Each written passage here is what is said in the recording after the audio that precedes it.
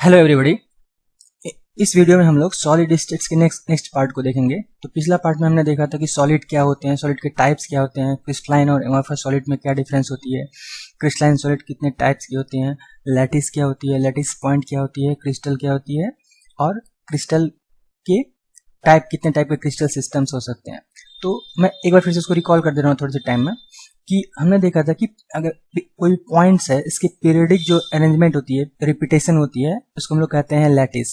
तो अगर हम लोग किसी पॉइंट को पीरियडिकली पर्टिकुलर डिस्टेंस पे अरेंज करें 3 डायमेंशन में, तो मुझे जो इंटायर थिंग मिलेंगे ये 2 डायमेंशन में है, इसी के ऊपर करते जाऊंगा तो entire thing will be called crystal और each point is called lattice point. और यूनिट सेल होता है इसकी स्मॉलेस्ट यूनिट, जिसको कि हम लोग बार बार रिपीट करेंगे तो मुझे इंटायर क्रिस्टल मिलेगा। That smallest unit is called unit cell. For example 3 dimension में मुझे एक ऐसा यूनिट मिला, तो इसको मैं बार बार अगर रिपीट करूंगा तो मुझे इंटायर क्रिस्टल मिलेगा। तो that smallest unit is called unit cell. तो हमने देखा था। तो देखिए, ये मैथमेटिकली और एक्सपेरिमेंटली प्रूफ किया गया है कि अगर कोई भी हम लोग पॉइंट को अरेंज करते हैं 3 डायमेंशन में, तो 3 डायमेंशन में अरेंज करने के बाद हमें 7 टाइप्स ऑफ यूनिट सेल मिलेंगे। केवल 7 टाइप्स ऑफ यूनिट सेल मिलेंगे। मतलब कि 7 टाइप्स ऑफ यूनिट सेल मिलेंगे, इसका मतलब कि हमें 7, उसको हम लोग कहते हैं 7 टाइप्स ऑफ क्रिस्टल में मिलेगा। यूनिट सेल अगर हमें फॉर एग्जांपल क्यूबिकल है तो उसको हम लोग कहते हैं क्यूबिकल क्रिस्टल सिस्टम। अगर मुझे यूनिट सेल फॉर एग्जांपल किसी लैटिस में, कोई भी लैटिस हमारे पास है, पीरियडिक अरेंजमेंट ऑफ पॉइंट्स है, तो मुझे यूनिट सेल अगर फॉर एग्जांपल हेक्सागन मिल गया, एक यूनिट सेल हेक्सागन मिल गया, तो उससे जो क्रिस्टल मिलेगा बनेगा हमें, तो उस क्रिस्टल को हम लोग कहेंगे कि वो हेक्सागोनल क्रिस्टल सिस्टम है। ठीक है ना। तो 7 टाइप के यूनिट सेल हो सकते हैं। ठीक है। एक्सपेरिमेंटली और मैथमेटिकली ऐसा प्रूव किया गया है कि हमारे पास यूनिट सेल 7 टाइप के भी हो सकते हैं। तो उसको हम लोग कहते हैं 7 टाइप्स ऑफ क्रिस्टल सिस्टम हमारे पास होते हैं, 7 टाइप्स ऑफ क्रिस्टल सिस्टम। और अगर 7 टाइप ऑफ यूनिट सेल हो सकते हैं, तो जो हमें इंटायर लैटिस मिलेंगे, लैटिस जो मिलेंगी, तो वो 14 टाइप्स ऑफ लैटिस होते हैं टोटल। अभी इसको हम देखेंगे, उसको समझेंगे डिटेल से कि अगर 7 टाइप्स ऑफ यूनिट सेल होते हैं तो केवल 14 टाइप्स ऑफ लैटिसेस हो सकते हैं। ये मैथमेटिशियन ब्रेवियर ने बताया था, तो इसीलिए हम लोग कहते हैं कि 14 ब्रेवियर्स लैटिस। ठीक है ना। तो ये कैसे हुआ है? तो देखिए, सॉलिड स्टेट्स को हम लोग इंजीनियरिंग कॉलेज में आप IIT जाएंगे तो पढ़ेंगे। एक उसमें हम एक सेमेस्टर ही पढ़ना है। एक बुक आती है, एक चैप्टर है SPM, that is structure and properties of material. तो उसमें सॉलिड स्टेट्स के बारे में ही पढ़ना है। तो ज्यादा अगर रिसर्च करना है तो कॉलेज में जाने के बाद करिएगा। अभी जो बेसिक चीज है उसको समझिए और न्यूमेरिकल सॉल्व करिए, ताकि आपके IIT के सारे क्वेश्चन सॉल्व हो पाए। इस पे ज्यादा रिसर्च नहीं करना है। अभी क्या समझना है?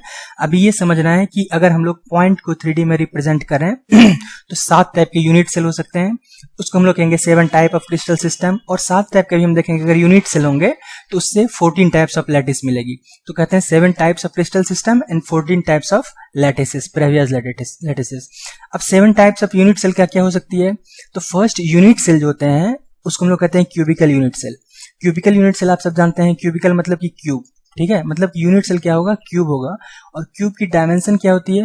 ये सबको पता है कि क्यूब का डायमेंशन होता है, तीनों इसकी A=B=C होते हैं और तीनों एंगल होते हैं 90 डिग्री। तो इसको अगर मैं कहूंगा इसका एक डायमेंशन है, इसको मैं ओरिजिन मानता हूं इस पॉइंट को, तो यहां से यहां की डिस्टेंस अगर A है, यहां से यहां की डिस्टेंस B है और यहां से यहां की डिस्टेंस C है, तो तीनों बराबर होंगे। और इसको मैं कहता हूं अल्फा एंगल, इसको कहता हूं बीटा एंगल, इसको कहता हूं गामा एंगल। तीनों बराबर होंगे, तीनों 90 डिग्री होंगे, उसको हम लोग कहेंगे क्यूब। तो ये हमारा, इस यूनिट सेल को हम लोग कहेंगे क्यूब। तो इस यूनिट सेल से बार बार मिला के जो हम लोग क्रिस्टल बनाएंगे उसको कहेंगे हम लोग क्यूबिकल क्रिस्टल सिस्टम। तो पहला टाइप ऑफ क्रिस्टल सिस्टम हो गया क्यूबिकल क्रिस्टल सिस्टम। इसके डायमेंशन है alpha gamma and = 90 degree and A=B=C। Point number 1। तो अभी जो IIT के सिलेबस में है, मुझे इसी के बारे में डिटेल से पढ़ना है। IIT या मेडिकल या 11th या 12th के सिलेबस में मुझे क्यूबिकल यूनिट सेल के बारे में डिटेल में पढ़ना है। अब यूनिट सेल और 6 टाइप की हो सकती है। टेट्रागोनल यूनिट सेल हो सकती है, ऑर्थोरोम्बिक हो सकते हैं, या नीचे देखेंगे और यूनिट सेल होते हैं। तो इसको हमें रटना नहीं है, इस चीज को रटना नहीं है, रटने का कोई फायदा नहीं है। बाकी चीज से अगर न्यूमेरिकल पूछा जाए तो ये इन्फॉर्मेशन हमें क्वेश्चन में दिया रहेगा, और इससे हम लोग न्यूमेरिकल सॉल्व कर पाएंगे। बट इस चीज को समझना जरूरी है कि यूनिट सेल 7 टाइप्स की होती है, तो इसको रटने का कोशिश मत करिएगा, इसको बार बार पढ़िएगा, आपको जितना याद रहेगा ठीक है। लेकिन हमें क्या है समझना है कि 7 टाइप्स ऑफ क्रिस्टल सिस्टम होते हैं, मतलब 7 टाइप्स ऑफ यूनिट सेल होते हैं। जिस तरीके का यूनिट सेल होगा हम लोग उस क्रिस्टल को कहेंगे कि वो क्रिस्टल सिस्टम है। फॉर एग्जाम्पल अगर टेट्रागोनल यूनिट सेल है तो उसको कहेंगे हम लोग टेट्रागोनल क्रिस्टल सिस्टम है। तो अगर यूनिट सेल में हमारा क्या है कि यूनिट सेल में अगर तीनों दो बराबर हैं, फॉर एग्जांपल हम लोग देखेंगे कि इसको मैं ए मानता हूँ, ए और बी बराबर है।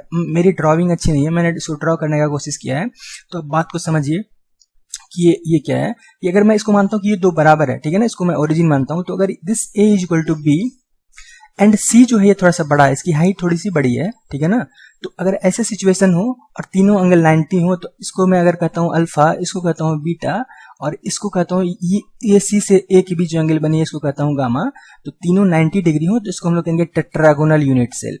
तो इससे जो क्रिस्टल मिलेगा मुझे उससे हम लोग कहेंगे tetragonal crystal system. Next type unit cell होते हैं उसको कहते हैं ऑर्थोरोम्बिक यूनिट सेल। तो ऑर्थोरोम्बिक यूनिट सेल से जो क्रिस्टल मिलेंगे उसको हम लोग कहेंगे ऑर्थोरोम्बिक क्रिस्टल सिस्टम।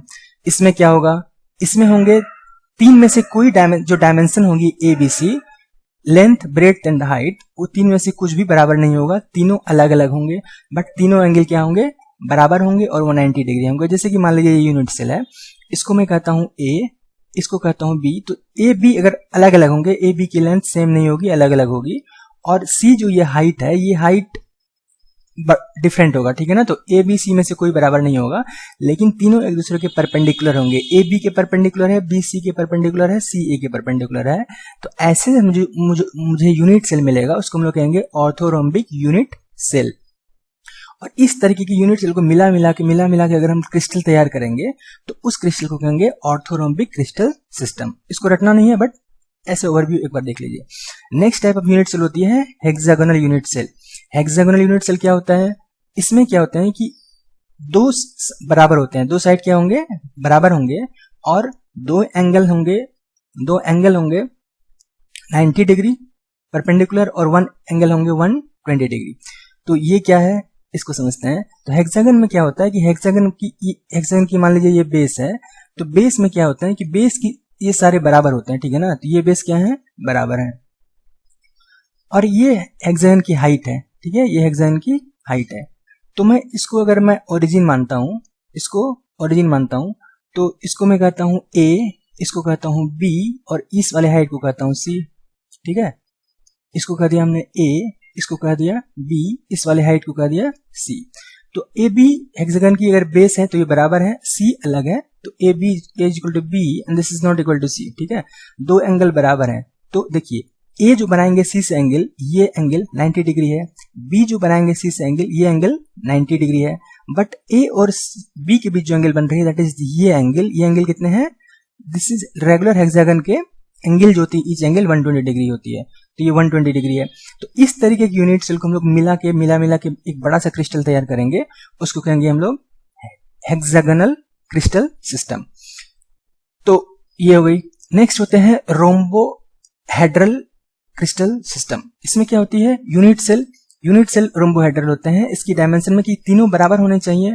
इसको मैं मान लेता हूं ए, इसको मान लेता हूं बी, इसको मान लेता हूं सी, तीनों बराबर हैं, लेकिन दो एंगल 90 डिग्री होने चाहिए। मेरी ड्राइंग अच्छी नहीं है तो इसीलिए आपको अच्छे से ये नहीं हो पा रहा होगा इस पिक्चर में, बट समझने की कोशिश करिए। इसमें क्या होता है कि तीनों बराबर होते हैं, दो एंगल 90 डिग्री होते हैं। मान लेते हैं हम लोग कि ए और बी की एंगल जो है, ए और बी के क्या है, मतलब मान लेते हैं कि ए सी के परपेंडिकुलर है, बी सी के परपेंडिकुलर है, लेकिन ए बी की एंगल जो है दिस इज नॉट 90 डिग्री, मतलब ये गामा इज नॉट 90 डिग्री, मतलब कि एक एंगल 90 डिग्री नहीं है, एक दूसरे के परपेंडिकुलर नहीं है। तो ऐसे यूनिट सेल को कहेंगे हम लोग rhombohedral unit cell. Next type की यूनिट सेल होती है मोनोक्लिनिक यूनिट सेल। मोनोक्लिनिक में क्या होता है, डायमेंशन तीन में से कोई बराबर नहीं होता है, ना ए बी के बराबर होगा ना बी सी के बराबर होगा। तो मान लेते हैं हम इसको ओरिजिन मानते हैं, तो इसको हम लोग कहते हैं ए, इसको कहते हैं बी, और इस वाले हाइट को हम लोग कहते हैं सी। तो इसमें क्या है, ए बी के बराबर नहीं है और बी सी के बराबर नहीं है, तीनों की डायमेंशन अलग अलग है, लेकिन दो एंगल 90 डिग्री है। तो मान लेते हैं हम लोग कि एक डिग्री 90 डिग्री नहीं होगा, मतलब दो एंगल अल्फा बीटा बराबर है 90 डिग्री के और तीसरा 90 डिग्री नहीं है, ये कम भी हो सकते हैं ज़्यादा भी हो सकते हैं। तो मान लेते हैं कि ए सी के बीच की एंगल 90 डिग्री परपेंडिकुलर है, बी सी के परपेंडिकुलर है, लेकिन ए बी के बीच की एंगल 90 डिग्री नहीं है, तो एक 90 डिग्री नहीं है, तो ऐसे यूनिट सेल को हम लोग कहेंगे मोनोक्लिनिक यूनिट सेल। और इससे जो मिलकर क्रिस्टल तैयार होगा उसको हम लोग कहेंगे मोनोक्लिनिक क्रिस्टल सिस्टम। और लास्ट 7th टाइप की क्रिस्टल होती है ट्राइक्लिनिक। ट्राइक्लिनिक का मतलब क्या है कि तीन में से कोई बराबर नहीं होगा। तो मैं अगर किसी को इसको फॉर एग्जांपल ओरिजिन मानता हूँ, इसको ए मानता हूँ, इसको बी मानता हूँ, इस वाले हाइट को सी मानता हूँ, तो ए बी सी में से कोई बराबर नहीं होगा और तीनों की एंगल भी बराबर नहीं होगी। इसको मैं कहता हूँ अल्फा, इसके बीच की एंगल कहता हूँ बीटा, इसको कहता हूँ गामा। तो तीनों बराबर नहीं होंगे और इसमें से कोई 90 डिग्री भी नहीं होगा, तो ऐसे यूनिट सेल को हम लोग कहते हैं ट्राइक्लिनिक यूनिट सेल। तो इससे मिला के जो क्रिस्टल हम लोग तैयार करेंगे उसको कहेंगे हम लोग ट्राइक्लिनिक क्रिस्टल सिस्टम। तो हमने देखा total 7 types of crystal system है हमारे पास। क्रिस्टल सिस्टम कितने आ गए? 7 टाइप्स ऑफ क्रिस्टल सिस्टम।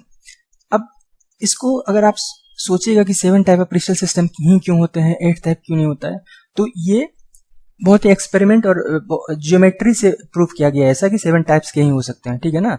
तो इसको अभी आपको मानना होगा इस लेवल पे कि 7 टाइप ऑफ क्रिस्टल सिस्टम होते हैं और इसी को आगे स्टडी करना होगा, ठीक है। इस पे अगर आपको रिसर्च करना है तो आप सॉलिड स्टेट्स पे रिसर्च कर सकते हैं बाद में, ग्रेजुएशन करने के बाद या इंजीनियरिंग करने के बाद। तो अभी इतना समझिए। तो ट्राइक्लिनिक हो गया। आपने एक साइंटिस्ट का नाम सुना होगा, इंडियन साइंटिस्ट है PNR राव। PNR राव, उसको 2014 में नोबेल प्राइज मिला था सचिन तेंदुलकर के साथ। तो उसने सॉलिड स्टेट्स पे ही काम किया। उसने सॉलिड स्टेट्स पे बहुत सारे बुक्स लिखे हैं। उसने सॉलिड स्टेट्स पे बहुत सारे बुक्स लिखे हैं और रिसर्च किए हैं। तो यही फील्ड है उसका, सॉलिड स्टेट्स। तो आपको रिसर्च करना है तो उसके बाद आप कर सकते हैं। तो हमें अभी समझने होंगे क्रिस्टल सिस्टम 7 टाइप्स के हो सकते हैं, मतलब 7 टाइप्स की यूनिट सेल हो सकती है। अब ये क्या होता है कि 14 टाइप्स ऑफ ब्रेवियस लैटिस, मतलब ये है कि अगर क्यूबिकल यूनिट सेल होते हैं, यूनिट सेल क्यूबिकल होंगे, मतलब क्रिस्टल सिस्टम क्यूबिकल होंगे, तो इसमें जो लैटिस होंगे दैट इज लैटिस पॉइंट होंगे, वो क्या हो सकते हैं? एक हो सकते हैं P that is simple primitive, एक हो सकते हैं P। इसका मतलब क्या है कि इस यूनिट सेल के ईच कॉर्नर पे एक एक एटम होगा, ठीक है।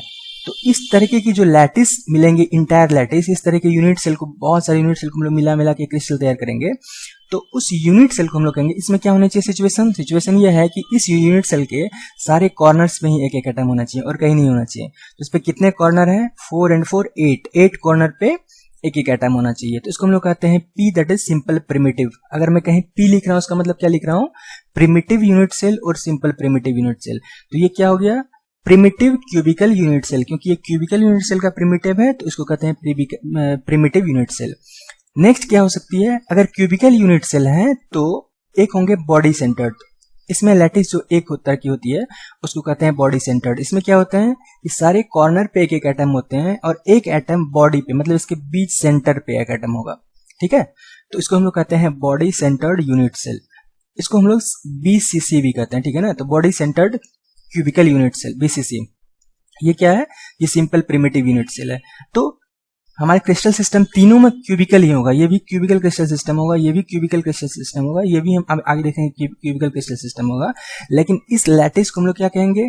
इसको कहेंगे सिंपल प्रिमिटिव लैटिस। मतलब इससे मिलकर जो हमारा पूरा लैटिस तैयार होगा that will be called simple primitive lattice. इससे जो मिला के क्रिस्टल तैयार होगा उसको हम लोग कहेंगे क्यूबिकल बॉडी सेंटर्ड लैटिस हुआ हमारा, ठीक है। नेक्स्ट, अगर क्यूबिकल हमारे पास यूनिट सेल है तो इसमें लैटिस हो सकती है फेस सेंटर्ड। मतलब फेस सेंटर्ड कहने का क्या मतलब हुआ?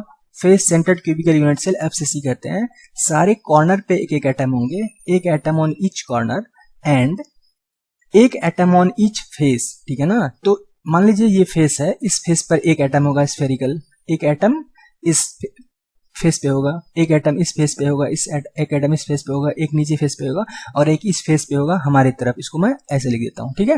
तो मतलब कितने फेस होते हैं क्यूब में? 6 फेस होते हैं। तो सारे फेस पे एक एक एटम और ईच कॉर्नर पे एक एटम। तो इसको हम लोग क्या कहते हैं? FCC cubical unit cell. FCC मतलब फेस सेंटर्ड क्रिस्टल सिस्टम, और क्यूबिकल है तो face centred cubical unit cell और फेस सेंटर्ड क्रिस्टल सिस्टम ये हो गया। तो क्यूबिकल यूनिट सेल है तो इसमें कितने टाइप के हमें लैटिसेस मिले? 1 + 1 + 1, मतलब 3 टाइप्स ऑफ लैटिस मिला मुझे क्यूबिकल यूनिट सेल में। ये चीज हमें समझना है, ठीक है। तो इसी के बारे में डिटेल से अभी स्टडी करना है। अब अगर टेट्रागोनल यूनिट सेल है तो टेट्रागोनल यूनिट सेल में दो तरीके की हो सकती है लैटिसेस। एक क्या हो सकती है, सिंपल प्रिमिटिव। अब ये कैसे पता चला, ये पता चला ज्योमेट्री से और एक्सपेरिमेंट से, ठीक है। तो इसमें क्या होगी कि सारे कॉर्नर पे एक एक एटम होंगे, इसको हम लोग कहेंगे प्रिमिटिव यूनिट सेल। तो ये प्रिमिटिव यूनिट सेल किसका है, टेट्रागोनल जो यूनिट सेल है उसकी लैटिस है ये प्रिमिटिव, तो उसको कहेंगे प्रिमिटिव टेट्रागोनल यूनिट सेल। तो एक प्रिमिटिव हो सकती है, एक बॉडी सेंटर्ड हो सकती है। मतलब बॉडी सेंटर का क्या मतलब है कि अगर टेट्रागोनल इस तरीके का हमारा ज्योमेट्री है यूनिट सेल का, इस तरीके का डायमेंशन है कि दो बराबर है एक तीसरा बराबर नहीं है, तीनों एंगल 90 डिग्री है, तो सारे कॉर्नर पे एक एक एटम होंगे। और क्या होगा, सारे कॉर्नर पे एक एक एटम होंगे और एक बीच में होगा। मतलब यही पॉसिबल है, ठीक है। इसको छोड़ के कोई और ज्योमेट्री पॉसिबल नहीं है। इसमें एंड सेंटर नहीं हो सकते हैं या इसमें फेस सेंटर नहीं हो सकते हैं, दो ही तरह की हो सकती है। अगर हम लोग फेस सेंटर बनाना चाहेंगे तो वो क्रिस्टल अनस्टेबल हो जाएगा। क्रिस्टल के अनस्टेबल होने के लिए दो ही चीज पॉसिबल है इसमें। तो इसमें कितने तरीके के लैटिसेस हमारे पास तैयार हो जाएंगे, इसको मिला मिला के 1 + 1 = 2। तो दो लैटिसेस से तैयार होंगे। अगर हमारे पास ऑर्थोरोम्बिक क्रिस्टल सिस्टम है तो ऑर्थोरोम्बिक क्रिस्टल सिस्टम में क्या होगी कि तीनों साइड में से बराबर नहीं है और तीनों एंगल बराबर हैं, तो इसमें हो सकते हैं चार टाइप की लैटिसेस। एक होती है simple primitive, this is called, इसको मैं पी लिख रहा हूँ। सिंपल प्रिमिटिव मतलब क्या हुआ कि इसके 8 कॉर्नर पे एक एक एटम होंगे, ठीक है। 8 कॉर्नर पे एक एक पॉइंट होंगे। तो अभी हमारे पास अगर कोई भी सॉलिड है, हम उसको सॉलिड मानते हैं, तो एटम या मॉलिक्यूल आयन होगा तो मानते हैं एटम है। सारे कॉर्नर पे एक एक एटम, सिंपल प्रिमिटिव। या हो सकती है बॉडी सेंटर्ड। बॉडी सेंटर करने का मतलब क्या हुआ कि बॉडी सेंटर करने का मतलब हुआ कि सारे कॉर्नर पे एक एक एटम और एक इसके जस्ट सेंटर में, दैट इज बॉडी पे एटम, ठीक है। तो ये पॉसिबल है। तो इसको मिला मिला के जो लैटिस बनेगा उसको कहेंगे orthorhombic body centred crystal system. इसको कहेंगे orthorhombic simple primitive crystal system. और ये यूनिट सेल है, सारे यूनिट सेल है। तो इस तरीके की पॉसिबल है, मतलब सारे क्रिस्टल स्टेबल होंगे। नेक्स्ट होते हैं फेस सेंटर्ड, इसको मैं एफ लिख रहा हूं। तो इसमें क्या होंगे, ये सारे कॉर्नर पे एक एक एटम होंगे और एक एटम सारे फेस पे होगा, ठीक है। सारे फेस पे एक एक एटम होगा, स्फेरिकल एटम है सारे फेस पे। और एक होते हैं इंड सेंटर्ड, इसको मैं ई लिख रहा हूं। ये क्या होता है, इसमें सारे कॉर्नर पे एक एक एटम होते हैं और दो ऑपोजिट इंड पे एक एक एटम होते हैं। एक एटम यहाँ पे, एक एटम यहाँ पे, ठीक है। सारे एटम को मैं क्या मान रहा हूँ, स्फेरिकल है। तो इसमें कितने तरीके की मुझे क्रिस्टल मिल गई, तो 1 2 3 4, मतलब कि 4 टाइप ऑफ क्रिस्टल इसमें मिल गई। तो इसको मैं 4 अभी लिख देता हूं। नेक्स्ट है हमारा हेक्सागोनल क्रिस्टल सिस्टम। तो हेक्सागन ये हो गया हमारा यूनिट सेल। और इसमें क्या होता है, सिर्फ और सिर्फ सिंपल प्रिमिटिव हो सकते हैं। हेक्सागन में क्या हो सकते हैं, जो हमारा क्रिस्टल सिस्टम बनेगा हेक्सागन में वो होंगे सिंपल प्रिमिटिव। सिंपल प्रिमिटिव कहने का मतलब क्या है, सिंपल प्रिमिटिव कहने का मतलब है कि उसके ईच हेक्सागन में जो क्रिस्टल सिस्टम मिलेंगे उसमें क्या होंगे, इस सारे कॉर्नर पे एक एक एटम होंगे।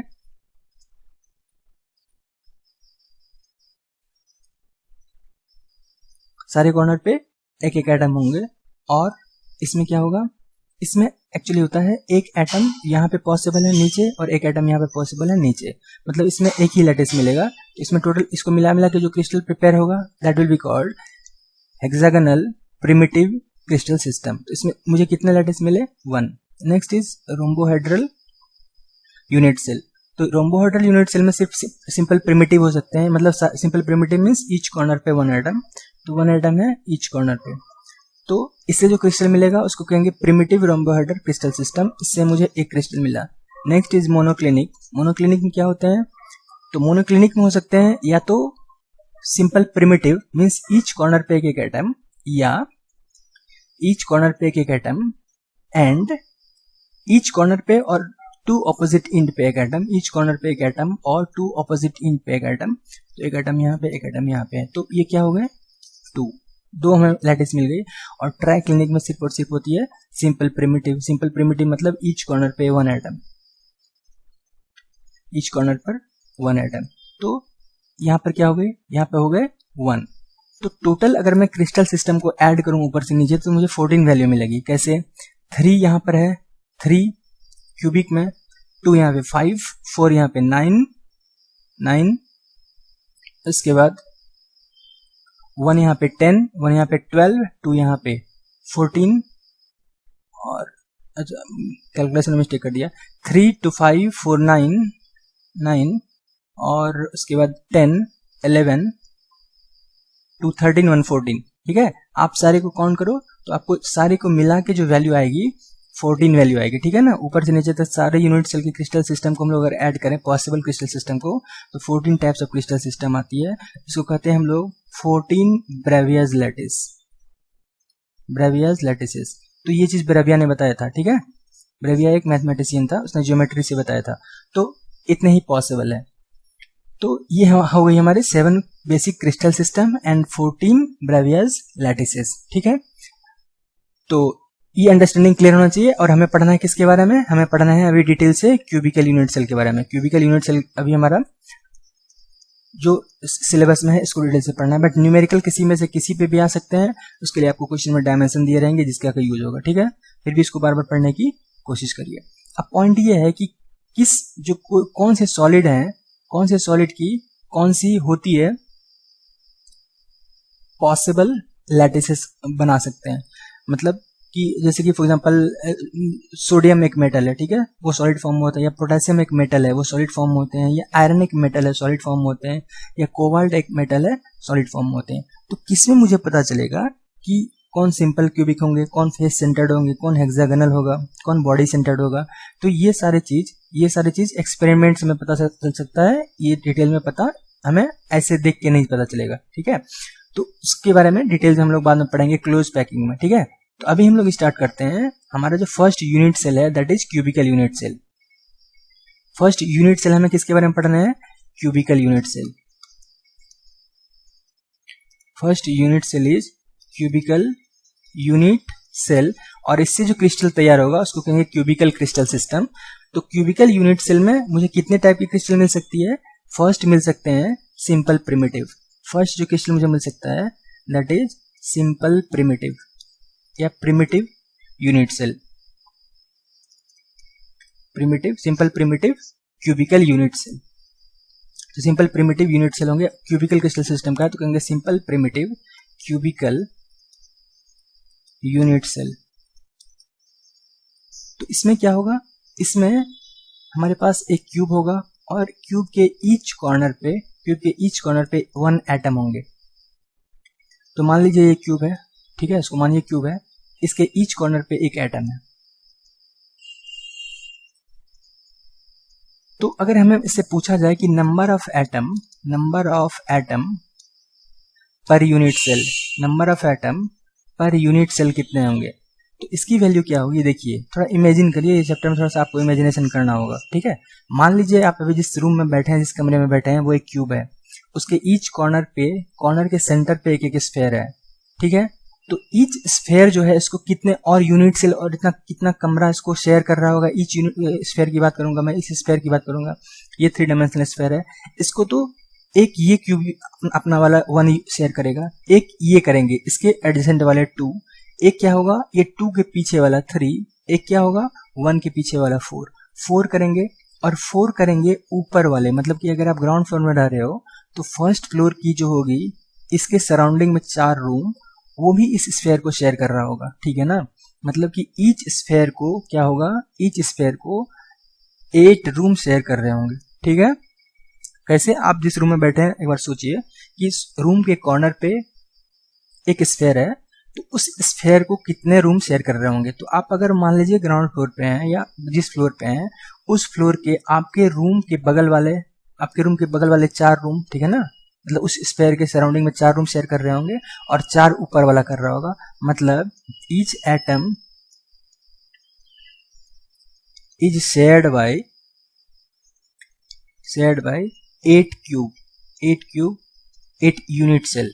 तो जो पर एटम है इसका इस रूम में कितना पार्ट है, इस क्यूब में कितना पार्ट है, तो 1/8 है।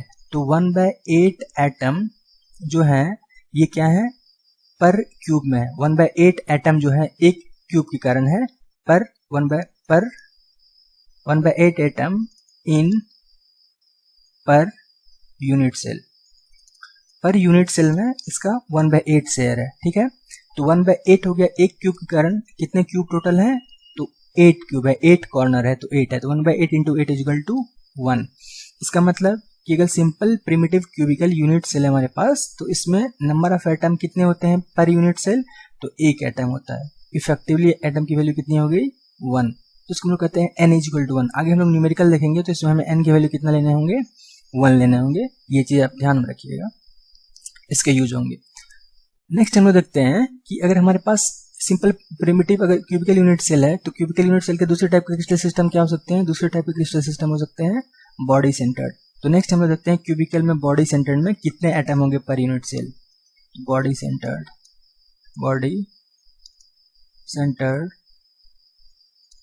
क्यूबिकल यूनिट सेल, इसको मैं शॉर्ट में BCC लिख रहा हूँ, body centred cubical unit cell, ठीक है। तो इसमें क्या होगा कि पर यूनिट सेल कितने एटम होंगे। तो इसमें क्या होता है बॉडी सेंटर्ड में, ईच कॉर्नर पे 1 एटम होते हैं, 1 atom on each corner and 1 atom on each corner and 1 atom centre पर, 1 एटम ईच कॉर्नर पर और 1 एटम सेंटर पर। तो कितने टोटल नंबर ऑफ एटम हो जाएंगे, 8 कॉर्नर पे अगर 8 है तो पहले बार की तरह 8 × 1/8 हम लोग लिखेंगे, क्योंकि एक एटम को, एक स्फीयर को 8 यूनिट सेल शेयर कर रहा होगा और टोटल 8 कॉर्नर है। प्लस ये जो सेंटर पे है ये पूरा का पूरा इसके अंदर जो सेंटर में है ये पूरा का पूरा इस वाले यूनिट सेल में है, +1। इसकी वैल्यू कितनी आ गई, 1 + 1 = 2। तो इसका मतलब कि 2 एटम पर यूनिट सेल है। इसमें क्या है, 2 एटम पर यूनिट सेल होते हैं। इसमें पर यूनिट सेल एटम होती है 2। तो हम लोग न्यूमेरिकल सॉल्व करने के लिए n = 2 लिखेंगे। इसका मतलब body centred cubical unit cell में पर यूनिट सेल में नंबर ऑफ एटम 2 होते हैं। नेक्स्ट क्या हो सकते हैं क्यूबिकल यूनिट सेल में, फेस सेंटर्ड। नेक्स्ट हो सकते हैं face centred cubical unit cell, इसको शॉर्ट में मैं FCC लिख रहा हूँ, face centred cubical unit cell. इसमें क्या होगी, इसमें होगी ईच कॉर्नर पर 1 atom, 1 atom on each corner and 1 atom होंगे ईच फेस पर, ठीक है। इमेजिन करिए कि आपके रूम में जो है उसके ईच कॉर्नर पे एक एक स्फीयर है, जिस ईच स्फीयर को 8 और रूम शेयर कर रहे हैं, और रूम के जो जितने वॉल हैं आपके, चारों वॉल और ऊपर वाला रूफ और नीचे वाला फ्लोर, इस पे एक एक स्फीयर है। एक स्फीयर आपके रूफ पे है, एक फ्लोर पे है, एक इस वाले वॉल पे है, एक इस वाले वॉल पे है, एक पीछे वॉल पे है, एक आगे वॉल पे है। इसको मैं ऐसे दिखा दे रहा हूँ। तो देखिए, तो इसमें क्या होगा, जो ईच कॉर्नर पे होंगे 8 कॉर्नर है और पर कॉर्नर 1/8 होगा, जो हम पहले करते आ रहे हैं, ठीक है। प्लस देखिए ईच फ्लोर पे होंगे, मैं फॉर एग्जाम्पल बात कर रहा हूँ रूफ की, तो यहाँ पर जो एक स्फीयर होगा इसको कितने यूनिट सेल कितने रूम शेयर करेंगे, तो एक आपका रूम शेयर करेगा आधा और आधा आपके ऊपर वाला रूम शेयर करेगा, ठीक है ना। तो पर क्यूब इसका वैल्यू कितने हो जाएंगे, आधा वैल्यू हो जाएंगे, ठीक है। क्यों, तो मैं किसी फ्लोर की बात कर रहा हूँ, फॉर एग्जांपल रूफ की बात कर रहा हूँ, तो इसमें जो स्फीयर होगा वो आधा आपके रूम में होंगे नीचे और आधा आपके ऊपर वाला रूम में होगा। तो पर यूनिट सेल पर रूम में कितना एक स्फीयर का कंट्रीब्यूशन होगा, आधा। सिमिलरली इस यहाँ जो होगा एक क्यूब एक स्फीयर, उसके आधा आपके रूम में होंगे, आधे आपके बगल वाले इस साइड वाले रूम में होंगे। सिमिलरली यहाँ पर जो होगा आधा आपके रूम में होंगे, आधा बगल वाले रूम में होंगे। यहाँ पे जो होगा फ्लोर पे, आप अगर ग्राउंड फ्लोर पे रह रहे हो तो आप आधा आपके रूम में होगा, आधा नीचे होगा बेसमेंट में। तो कितने टोटल फेस है इसके, 6 × 6। इसको हम लोग कैलकुलेट करेंगे तो 1 + 3 = 4 आया। इसका मतलब कि FCC के अंदर number of atom per unit cell = 4। तो न्यूमेरिकल सॉल्व करने के लिए हमें n की वैल्यू लेनी होगी तो 4 लेंगे हम लोग। तो ये पॉइंट्स ध्यान रखने चाहिए, इस चीज का अंडरस्टैंडिंग क्लियर होना चाहिए। तो ये हो गए number of atom per unit cell. Next हम लोग देखेंगे नेक्स्ट वीडियो में कि हम लोग कैसे फाइंड करते हैं पैकिंग फ्रैक्शन, और वो क्या होती है packing fraction of cubical unit cell. Cubical unit cell के अंदर क्या क्या हो गई, क्यूबिकल यूनिट सेल के अंदर हो गई सिंपल प्रिमिटिव या बॉडी सेंटर्ड या फेस सेंटर्ड। तो तीनों सिचुएशन में पैकिंग फ्रैक्शन क्या होता है, तो पैकिंग फ्रैक्शन क्या होता है, ये क्या होता है तीनों केस में, इसको हम लोग नेक्स्ट वीडियो में डिस्कस करेंगे। तो अगर आपको इस वीडियो अच्छा लगा तो आप चैनल को सब्सक्राइब करिए, ताकि आपको पता चल सके कि नेक्स्ट वीडियो कौन सा आएगा। और आपके जो भी डाउट्स होंगे या कमेंट्स होंगे या फीडबैक होंगे, आप कमेंट सेक्शन में डाल सकते हैं। Thank you for watching.